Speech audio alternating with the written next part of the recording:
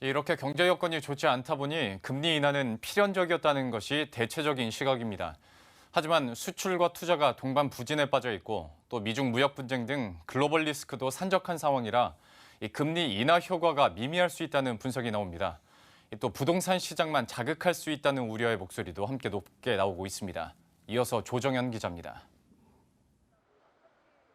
금리를 낮추면 자금 조달 비용이 떨어지면서 투자에 도움이 되는 건 분명합니다. 물가 상승률을 높이는 데에도 긍정적인 만큼 경제 활력을 끌어올릴 수 있습니다. 증권사나 제2금융권에서 PF 투자를 엄청나게 합니다. 거기는 매우 금리 민감한 영역이거든요. 그래서 그쪽에 수익성이 높아질 가능성은 있어요.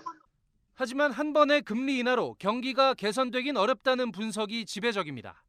금리 인하는 시간 문제였던 만큼 이미 시장 금리는 떨어질 대로 떨어진 상태입니다.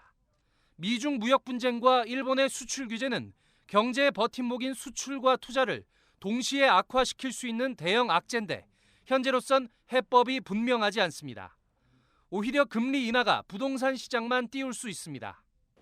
제대로 된 투자처를 찾지 못해 유동성이 부동산 시장에 집중되면 거품이 낄 수밖에 없습니다. 그동안 하락세를 이어왔던 주택가격은 최근 서울을 비롯한 일부 지역을 중심으로 반등했습니다. 예타 면제 등 SOC 확대로 인해 토지 보상금만 올해 40조 원이 풀립니다. 이주열 하는 총재도 부동산 시장 불안 가능성에 대해 우려의 목소리를 냈습니다. 금융 안정에 좀 부정적 영향을 미칠 수 있다는 점을 저희가 우려하지 않을 수 없다 이렇게 말씀드렸고 앞으로 통화 정책을 운영함에 있어서 이러한 상황의 변화를 저희들이 지켜볼 겁니다.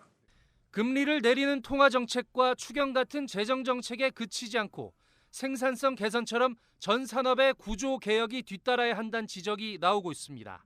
머니투데이 방송 조정현입니다.